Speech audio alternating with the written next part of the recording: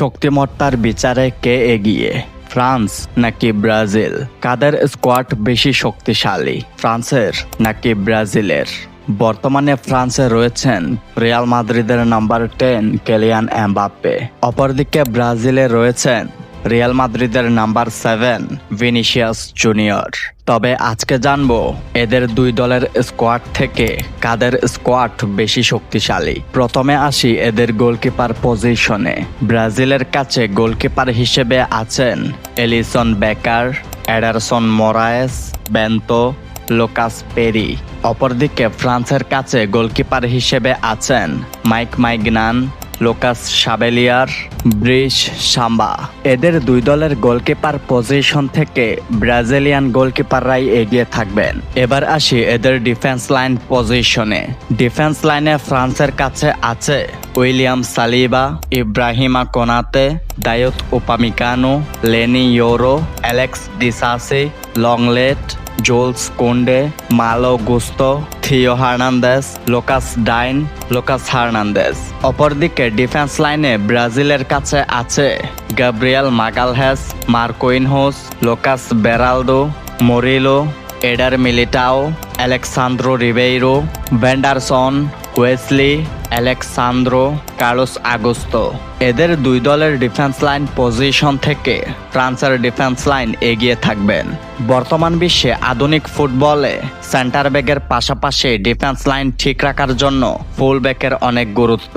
যে কোনো দলের সলিড ডিফেন্স করার জন্য ফুল ব্যাকদের গুরুত্ব অপরিসীম, এবং তাই ব্রাজিলের কাছে ভালো সেন্টার ব্যাক থাকলেও ফুল ব্যাকে অনেক ঘাটতি রয়েছে। সেই জায়গায় ফ্রান্সের কাছে সেন্টার ব্যাকের পাশাপাশি ফুল ব্যাকগুলো অনেক ওয়ার্ল্ড ক্লাস, অনেক ভালো। তাই ডিফেন্স লাইন পজিশনে ফ্রান্সই এগিয়ে থাকবেন। এবার আসি এদের মিডফিল্ড পজিশনে। মিডফিল্ডে ফ্রান্সের কাছে আছে Aurelien Tchouameni, Eduardo Camavinga, Adrien Rabiot, Manu Kone, Khephren তুরহাম, ডেসিরে ডুয়ে। এরপরে আসি ব্রাজিলের মিডফিল্ড পজিশনে।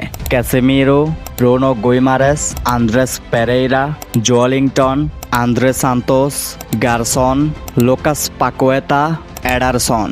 এই দুই দলের মিডফিল্ড পজিশন থেকে ব্রাজিলিয়ান মিডফিল্ডাররাই এগিয়ে থাকবেন। তবে অনেকের মতামতে হতে পারে এই দুই মিডফিল্ড 50-50।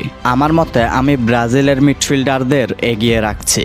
এবার আসি এদের ফরওয়ার্ড লাইন আপে।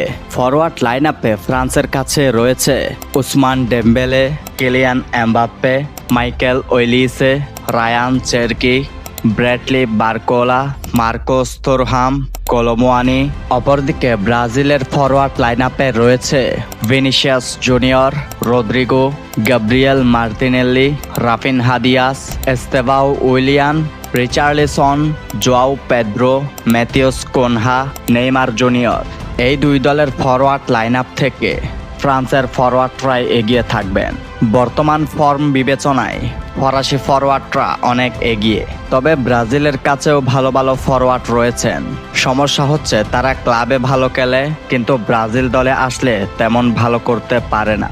যেমন আপনি ভিনিসিয়াস জুনিয়রের কথাই ধরতে পারেন। এই সব পরিসংখ্যান মিলিয়ে আমি ফরাসি ফরওয়ার্ডদের এগিয়ে রাখছি। আপনি কাদেরকে এগিয়ে রাখবেন, ব্রাজিলিয়ানদের নাকি ফরাসিদের?